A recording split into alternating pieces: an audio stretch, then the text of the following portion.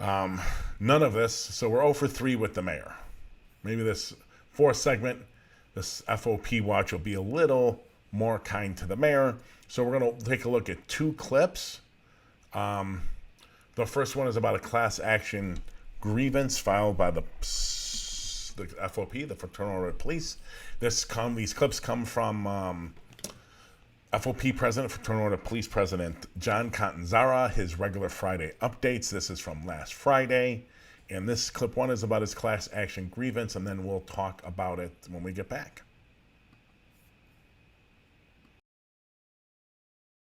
All right. Friday update, May 21st, 2021. I'm coming to you from the FOP boardroom on the second floor. The boardroom today was the site of contract negotiations. You know, the negotiations the mayor says doesn't take place because the FOP has been stalling. Well, these were already scheduled. She doesn't even know what's going on in her own city. That's just the reality. That being said, this morning, I want everybody to know we addressed a major concern that all our members had, including the lodge, about the cancellation of days off and the 12-hour days coming. And the city's just lack of compassion, understanding, or plain give a damn about social life, family life, or anything else. So this morning, we filed a class action grievance with Management and Labor Affairs on behalf of all lodge members to address that concern in expedited arbitration fashion. So we'll keep you updated on how the progress goes over the next couple of weeks on that specifically. The reason I had said it was close to a contract violation was at the point I gave the special update 2 days ago. We were trying to get clarity from the attorneys on exactly what language meant and what avenues we had to attack it. The lodge has never really addressed it on this level before. Don't know why, not worried about why it hasn't been done before. All I know is I told you we're gonna fight and we are dedicated to making that happen. So a lot of hard work upstairs went into this mindset of what to do and how to attack it, and here we are.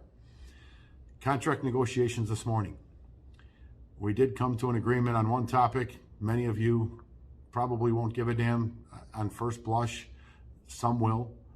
It doesn't have a direct impact on your pocketbook necessarily, but we did come to a formal agreement on reinstating the health fair screenings that are in the contract currently. $75,000 a year the lodge gets to conduct those screenings on behalf of the members. It will be a $75,000 a year for this year. Next year, it will go up to $300,000 so we can do more broader screenings and kind of diversify what we look for and try and keep our members healthier going forward and saving the city money.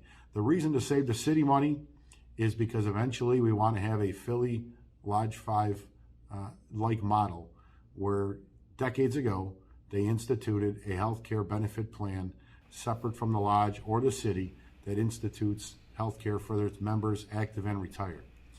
It is a zero contribution paycheck scenario in Philadelphia. The only cost to the members are the copays. It is largely funded, it is totally funded by the city, but the way the savings goes is because the screenings and various programs that Philly does, it catches stuff early and then thus saves the city money. $10 million plus a year is the last 4 years combined. I should say 4-year average. So that's kind of the goal with the health screenings moving forward. Okay, so let's be honest. There's no doubt Catanzara, the FOP, CPD membership, they're right. The 12 hours a day, canceled days off, ridiculous. I'm sorry, it's ridiculous.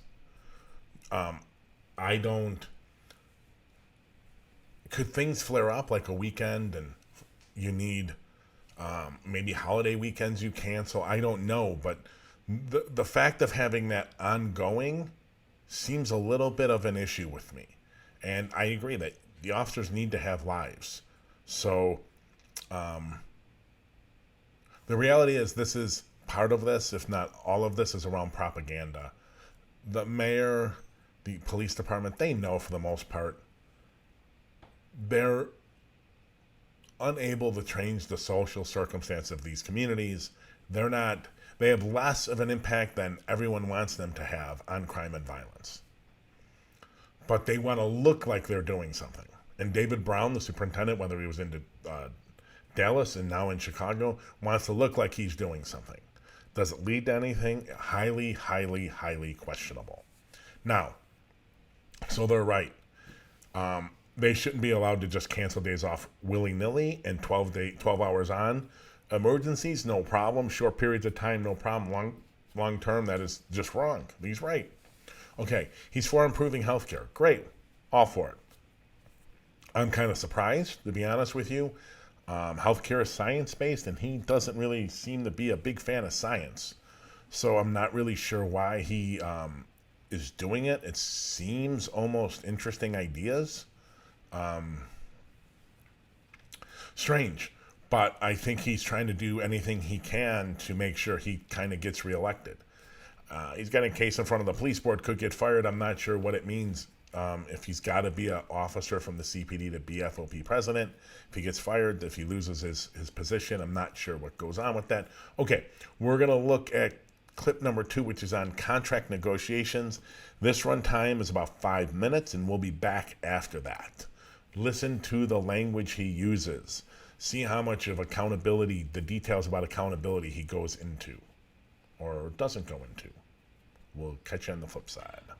Contract proposals. The city attorneys were pretty clear they did not want to bring a financial proposal only to the city council. They are insisting that discipline and reforms are included in this proposal package.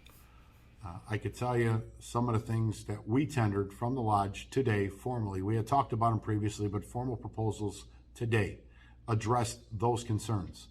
And they still were not apparently good enough to convince them that they need to present this to city council or even the mayor, I guess. So I'm going to explain it very clearly what the lodge's position has been and try and get the principal components of a contract out of the way and address the smaller issues secondary after the fact. Number one, we all know that retro is awaiting us at some point, whether it's today, tomorrow, or a year from now. It's money that's going to come. We have made a couple different tweaks to what our proposal should be to try and make that a reality separate from everything else. They have said no. The last proposal we have tendered is a 7-year proposal, 3 years going forward, with a 20.5% pay raise. Now, the concern is, oh my God, they'll never agree because the teachers got 16%. You can't get more than the teachers got.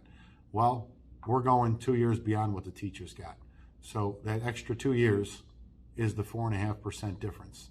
I'm pretty sure they're not going to take on first offer 2.25% for each year going forward, which would make up the difference. But that's their contract fight, not ours. In reality, that's the financial component.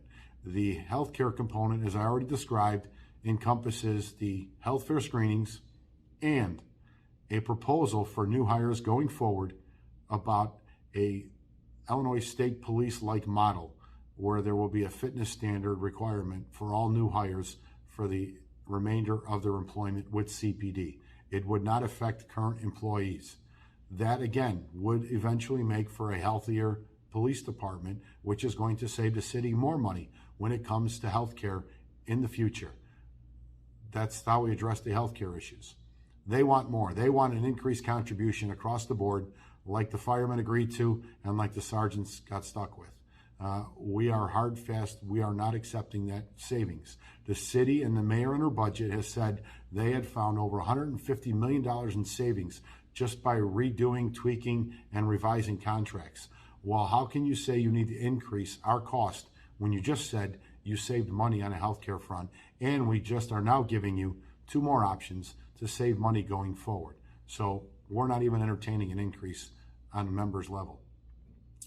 Lastly is the accountability issues. Discipline, discipline, discipline. They backdoored us with their efforts in Springfield, and were successful in large part of getting some stuff addressed in 3653. which we have 9 days to still work on before Monday's deadline next week, or the week after. But as far as accountability in the lodge, we have gone through Article 6 with the city. We came to agreement on about 30% of what they wanted to change. That wasn't enough months ago when we talked about it. One of the other things that's been at the labor board is the city's discipline matrix that the sergeants have, and what we were going to do with that unfair labor practice filing. Well, we gave them tendered a copy of our discipline matrix proposal. That's our version of partial accountability. And the thought is our discipline matrix, along with an expedited arbitration process for minor discipline issues, so we can get the discipline off as quickly as possible, and it meets the consent decree requirements. It is in large part, thankfully, I guess you should say, why Sidney Roberts was basically forced out the door at COPA because of the length of investigations.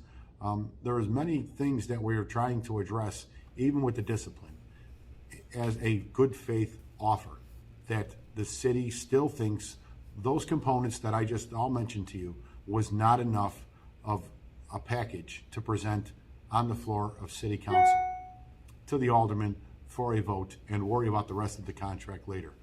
We couldn't be more in disagreement. We think those are major issues that the city has never got the opportunity to discuss with the lodge. Okay, so let's decipher this a little bit. He keeps wanting to push, which has never happened before and isn't going to happen. He wants to separate out pay from accountability and reform. No. He doesn't want to link them. So he's trying to push and has pushed and is never going to get anywhere with it. A financial-only proposal that talks about back pay, right, and raises. He wants that. Vote on that, and then we'll deal with whatever we can deal with the accountability. No. Those are linked. You give up on accountability, you get raised. I mean, that's how this is how this goes. That's the only bargaining chip the mayor has. And he keeps he thinks he's going to pull some Jedi mind trick on the mayor to get them to do some financial only proposal. It is never going to happen. Lightfoot, amongst all of her, even accounting for all her promises, she's not going to fall for that.